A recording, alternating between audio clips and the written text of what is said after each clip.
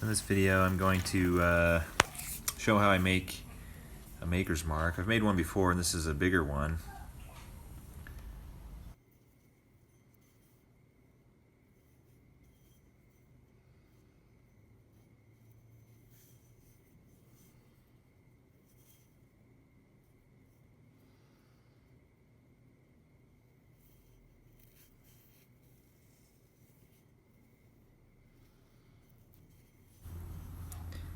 The material is 5/8 inch diameter spring steel.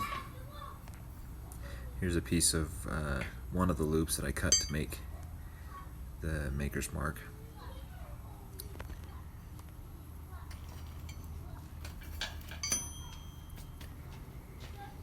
And there's one of the loops, just for reference.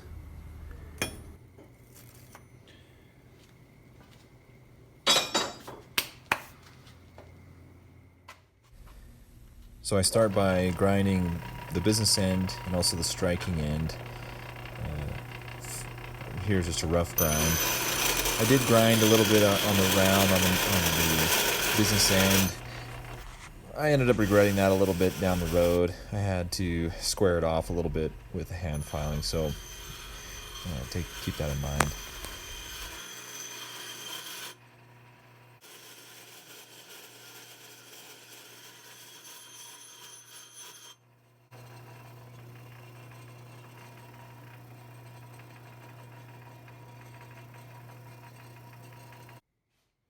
Take it over to the belt grinder to flatten the working end, if you can get past the jiggly video.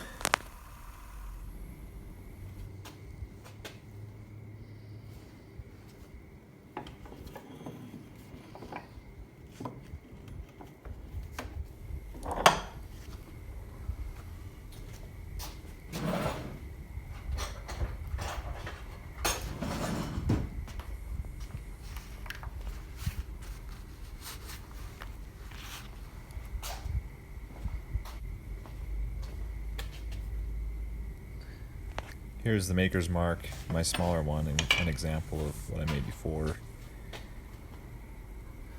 Here's the punch. That's what I hope to put on this larger one.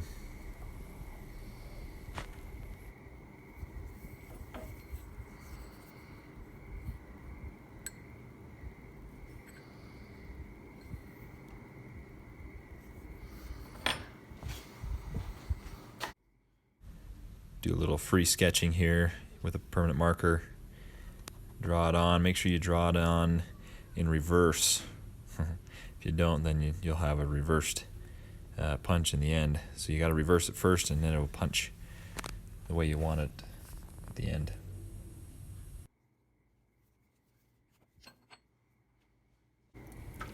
Of course, I messed it up. Use a little lacquer thinner. That's an old container of it, but it worked pretty good to remove the permanent marker from the steel.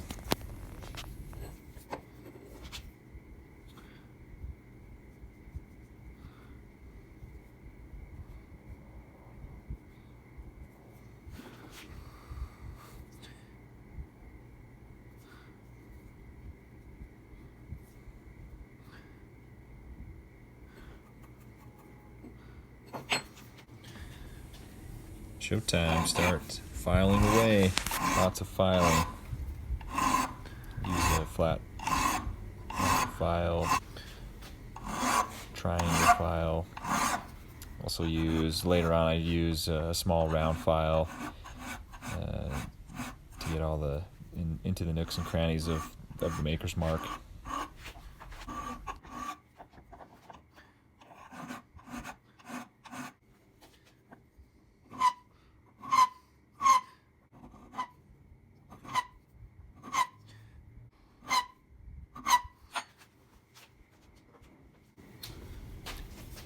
I was getting a lot of feedback when I was filing, so I decided to see if I could dampen it a little bit with a piece of leather.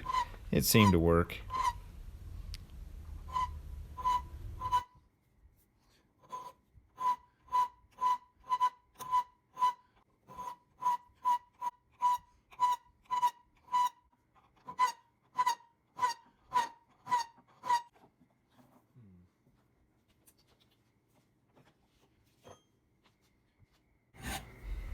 But in the end, it was still too loud, so I went to another vise. The lighting wasn't as good here, but it didn't get as much vibration as I was filing. And more filing. Just keep filing away, comparing it to my other one for reference.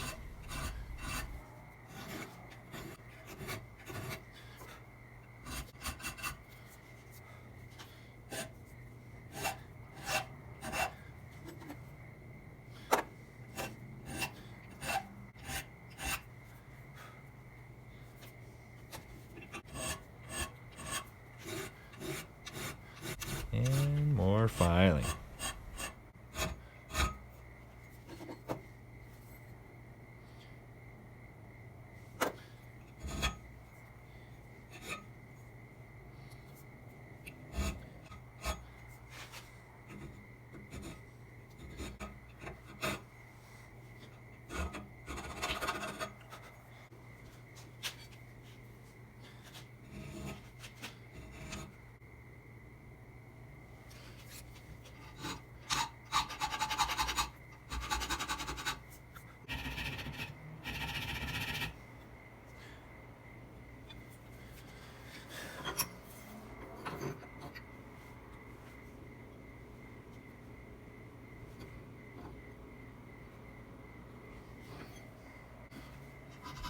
Use one of those little needle files. You can get a little set, hardware store, online. Work pretty good for getting in to the tight corners. More filing.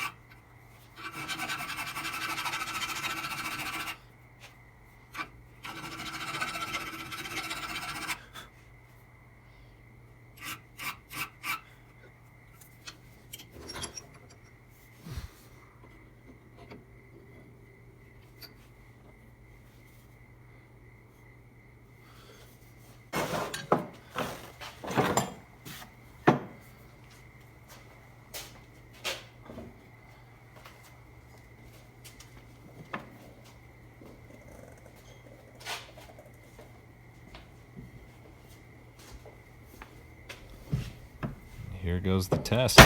Boom. There's the JF. It does work better if the steeper you can make those edges up to any protruding surface, the more defined or deeper it will go into whatever medium you're punching into it without trying to smash the material directly adjacent to the maker's mark. I probably could have went a little steeper next to the JF, but in the end, it worked all right.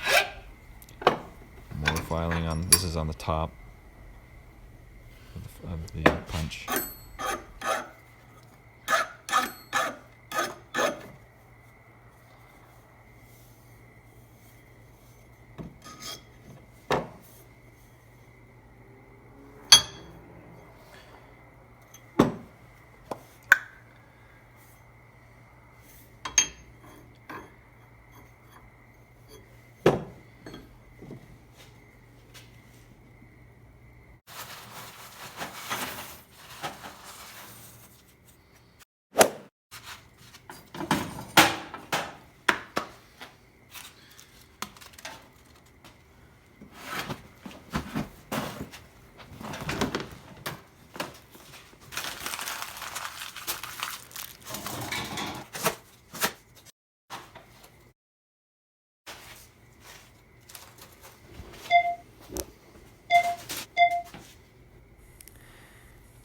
here goes the striking. And sometimes you just can't get that char cloth to lay right on the stone, but every once in a while, one strike, bing, and you get it. I got that one really fast.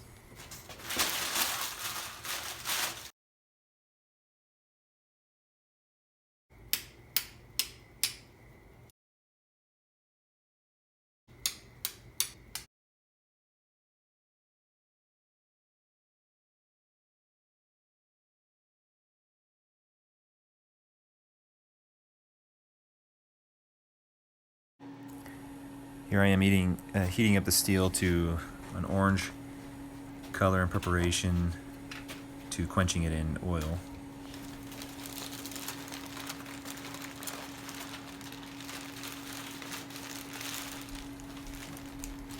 Once it's all heated up, into the oil bath it goes.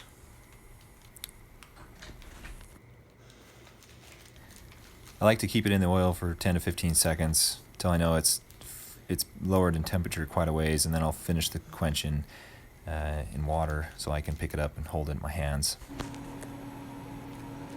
Here it is after the oil quench, water quench, a little bit of water quenching as well.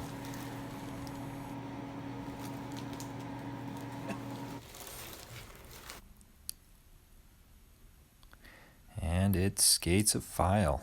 Sweet. That's the working end. Here's the end. I'll hit with a hammer. It too is hard. I'll anneal it next.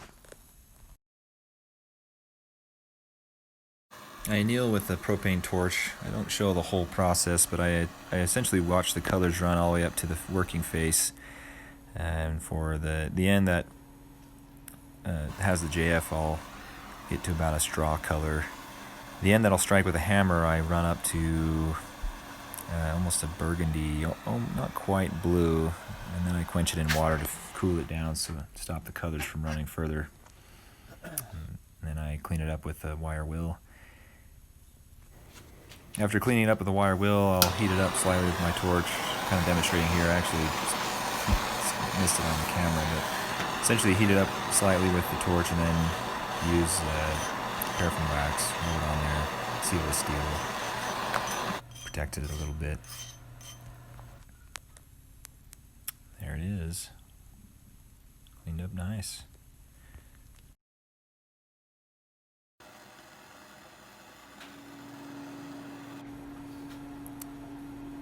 I tried it earlier. I tried it before this particular attempt, and I needed a bigger hammer, so I got my bigger hammer.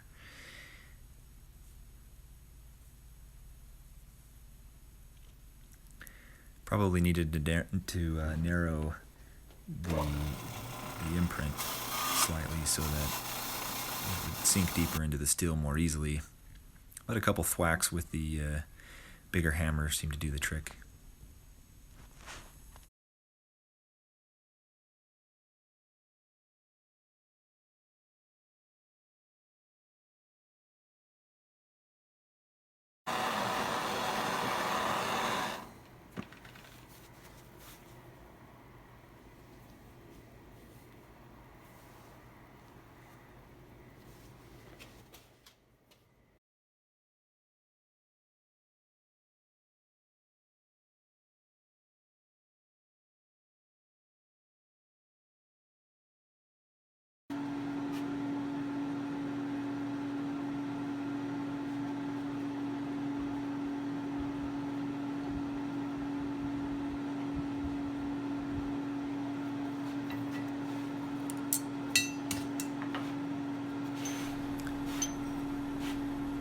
So that's the imprint there. There's my JF.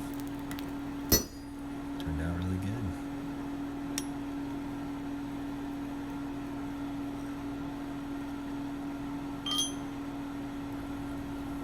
There's my first maker's mark. I use that on my smaller items. And here is the one I just made. Now compare it to the one I made previously.